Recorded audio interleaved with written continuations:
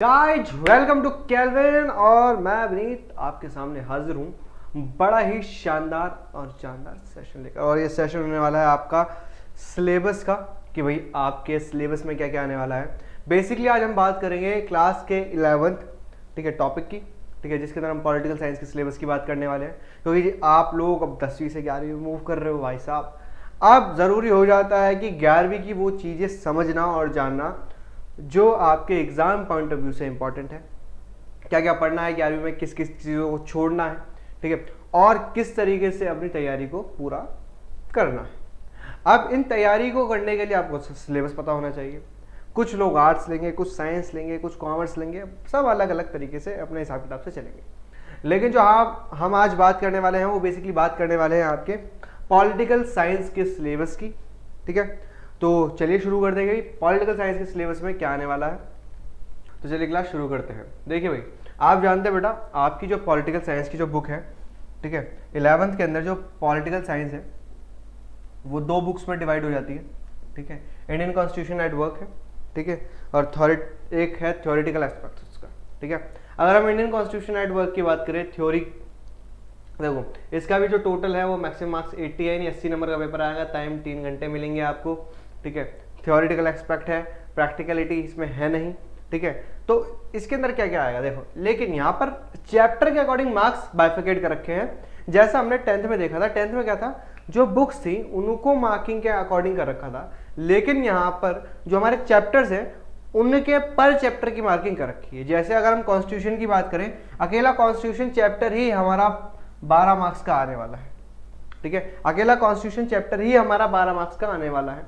फिर हम बात करते हैं election and representation and the legislature, ये दोनों मिलाकर हमारे आने वाले हैं 10 मार्क्स के, ठीक है। फिर आता है एग्जीक्यूटिव एंड जुडिशरी, ये दोनों मिला के आएंगे 8 नंबर के, यानी सबसे कम इसके हैं, ठीक है। देन उसके बाद आएगा फेडरलिज्म लोकल गवर्नमेंट, जो आता है आपका 10 नंबर का, यानी 10 20 12 8 20 यानी 40, यानी टोटल जो बुक है हमारी इंडियन कॉन्स्टिट्यूशन एट वर्क, ये आ रही है हमारी 40 नंबर की, यानी 40 नंबर की फर्स्ट बुक, 40 नंबर की सेकंड बुक। 20 मार्क्स आपके स्कूल वालों पे डिपेंडेंट है, वो भी बात करेंगे कि स्कूल के अंदर क्या क्या होगा, आपके असाइनमेंट्स होंगे, प्रैक्टिकल्स होंगे, क्या होंगे, ठीक है। उस बेसिस पे हम आगे चीजें बात करेंगे। अगर हम पार्ट बी की बात करें, ठीक है, पार्ट बी है आपकी पॉलिटिकल थ्योरी, जैसे मैंने बताया। अब देखो इसके अंदर पॉलिटिकल थ्योरी एंड इंट्रोडक्शन, ये सबसे छोटा है, ठीक है, 4 मार्क्स का है, सिर्फ और सिर्फ 4 मार्क्स का। फिर अगर हम बात करते हैं लिबर्टी एंड इक्वालिटी की, ठीक है, वो 10 मार्क्स का है, यानी सबसे बड़ा चैप्टर ये होने वाले हैं ये दोनों। फिर उसके बाद आता है जस्टिस एंड राइट्स, दोनों को मिला के 8 नंबर का है, यानी 4 नंबर का ऊपर 4 नंबर का नीचे, इस तरीके से बाइफिकेशन होगी, ठीक है। फिर आता है सिटीजनशिप एंड नेशनलिज्म, ये है आपका 10 मार्क्स का। फिर आपका जो सेकुलरिज्म बन जाता है, जो बच जाता है सॉरी, वो है 8 मार्क्स का, यानी अगर इन सब का टोटल करेंगे तो हमारे पास 40 मार्क्स आ जाते हैं, ठीक है। प्रोजेक्ट वर्क आएगा आपका 20 मार्क्स का, तो ग्रैंड टोटल हो जाएगा आपका 100 मार्क्स, यानी हमारे पास 40 नंबर की जो है फर्स्ट और सेकंड बुक है, यानी दोनों बुक को मिला के 40 मार्क्स का आने वाला है, ठीक है। अगर हम ध्यान से देखें तो कुछ बड़े बड़े हमारे पास चैप्टर हैं, जैसे सिटीजनशिप नेशनलिज्म, ठीक है, लिबर्टी एंड इक्वालिटी, ये दोनों 20 नंबर के हो जाते हैं। और अगर हम बैक ड्रॉप पे बात करें तो कॉन्स्टिट्यूशन 12 नंबर का, और इलेक्शन रिप्रेजेंटेशन एंड लेजिस्लेटिव यही 22 नंबर के हो जाते हैं, 22 और ये 2 फेडरलिज्म लोकल गवर्नमेंट, ठीक है।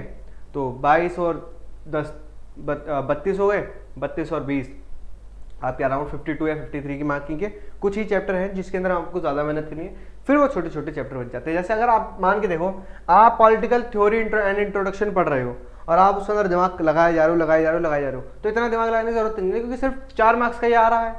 इतनी ही मेहनत किसी और सब्जेक्ट में कर लो, किसी और टॉपिक में कर लो जो आपको उससे ज्यादा मार्क्स देके जाए। जैसे अकेला सेकुलरिज्म जो चैप्टर है वो 8 मार्क्स का आएगा, तो जितनी मेहनत इसमें कर रहे हो उतनी मेहनत अगर इसमें करोगे तो ज्यादा बेनिफिट होगा, क्योंकि इसमें 8 मार्क्स का एक चैप्टर है, समझ रहे हो। तो भैया इस तरीके से करनी है तैयारी कि आपको बेनिफिट मिले, आपको बेनिफिट मिले। आप जानते हैं कि 10th के अंदर बहुत सारे बच्चे, मतलब 10th से जब 11th में आएंगे तो फेल भी होने के चांसेस ज्यादा हैं, क्योंकि भाई 10th के अंदर बच्चे पढ़ के नहीं आए, तो 11th के अंदर फेल होना लाजमी होता है, ठीक है। अब उससे बचने के लिए क्या करना है, उससे बचने के लिए आपको पढ़ना है, ठीक है, और हम बता रहे हैं कि कैसे पढ़ना है।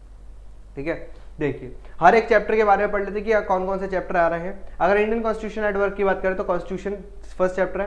कॉन्स्टिट्यूशन में व्हाई एंड हाउ, क्यों और क्या, ठीक है, कैसे। मेकिंग ऑफ कॉन्स्टिट्यूशन आएगा, fundamental rights, duties, directive principle of state, policies, constitution amendments, इन सब की बात करने वाले हैं हम, ठीक है। इलेक्शन एंड रिप्रेजेंटेशन की बात अगर सेकंड चैप्टर की बात करें तो election and democracy, election system कैसा है, इलेक्टोरल रिफॉर्म्स कौन कौन से हैं, जो हमने 10th में पढ़ा था बेसिकली वही आइडिया यहाँ पर भी लगाना है हमें। लेजिस्लेचर, हमें पार्लियामेंट की जरूरत क्या है, क्यों है, यूनिकैम्ब्रियल बाइकैम्ब्रियल लेजिस्लेचर कैसी है, फंक्शन और पावर क्या है पार्लियामेंट के, ठीक है। पार्लियामेंट कमिटीज कौन कौन सी है, official speaker, deputy speaker, parliamentary secretary, इन सब के बारे में पढ़ना है। नेक्स्ट आता है एग्जीक्यूटिव, एग्जीक्यूटिव कितने टाइप्स की होती है, किसी देश में कौन कौन सी एग्जीक्यूटिव बना रखी है। इंडिया के अंदर prime minister, council of minister, permanent executive, bureaucracy की बातें करेंगे हम, ठीक है। नेक्स्ट चैप्टर आपका जुडिशरी, जुडिशरी इंडिपेंडेंट जुडिशरी कैसे होती है और क्यों जरूरी है हमें, जुडिशरी का सिस्टम कैसा है, यानी सुप्रीम कोर्ट, हाई कोर्ट, फिर हमारे डिस्ट्रिक्ट कोर्ट। जुडिशियल एक्टिविटीज की बात आएगी, जुडिशियल ओवररीच की बात आएगी, कौन कौन से कोर्ट के बाद रिट्स होती हैं, किन किन चीज़ों का उपयोग किया जाता है, कौन कौन सी पावर है उनके पास।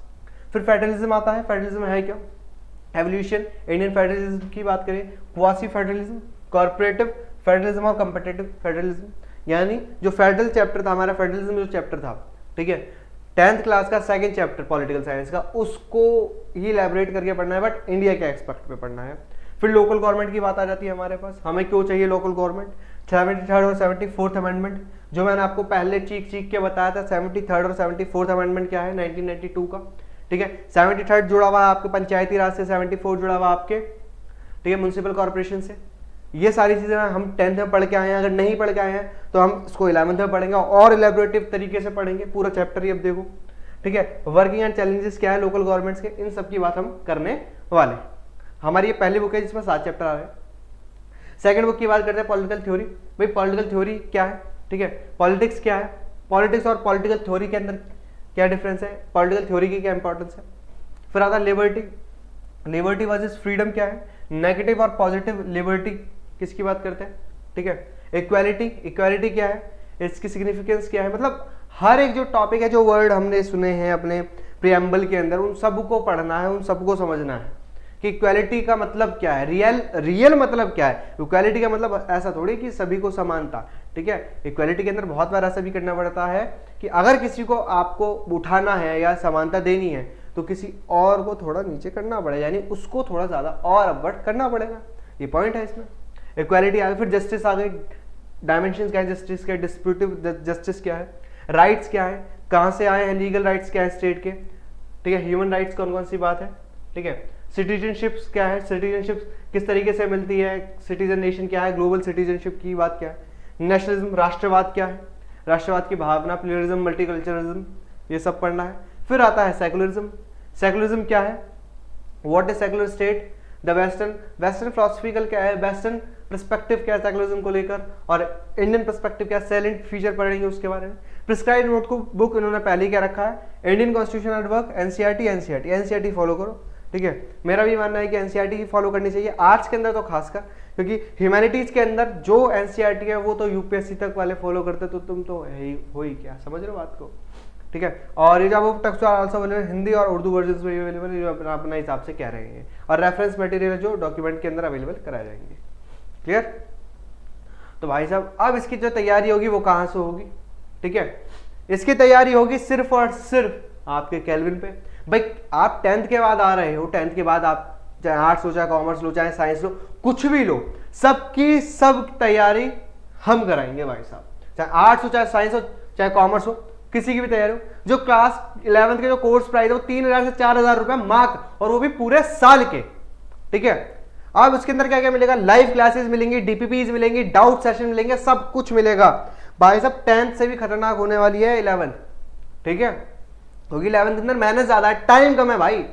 बहुत से बच्चों ने स्टार्ट कर दिया है ब्रिज कोर्सेज के अंदर, एनरोलमेंट हुए थे, ठीक है, बहुत सारे बच्चों ने अपने अपने सब्जेक्ट स्ट्रीम चुन लिया है। अब भाई आपकी बारी है कि आप भी जल्दी से आ जाओ भाई, 11th का कोर्स शुरू होने वाला है, और एक बार अगर रेलगाड़ी निकल गई तो फिर तो क्या ही, फिर तो ये भी नहीं कह पाओगे जा सिमरन जा जी ले अपनी जिंदगी, समझ रहे हो बात को। तो भाई डिस्क्रिप्शन में जाओ, फॉर्म को फिल करो और 11th में आ जाओ, क्योंकि भाई 11th बहुत भारी कहर टूटने वाला है तुम्हारे पास, मैं पहले ही कह रहा हूँ। ठीक है, 10th के बाद ऐसी भगदड़ मचेगी। और अगर जो भी स्टूडेंट कैल्विन का रहा है या उसका कोई भाई या दोस्त रहा है तो उसको एक्स्ट्रा डिस्काउंट मिलेगा। तो भाई साहब देरी किस बात की, जल्दी से कैल्विन ऐप डाउनलोड करो और जल्दी से जुड़ो हमसे। और मिलते हैं आपसे नेक्स्ट वीडियो में, तब तक के लिए okay tata bye bye, love you too guys.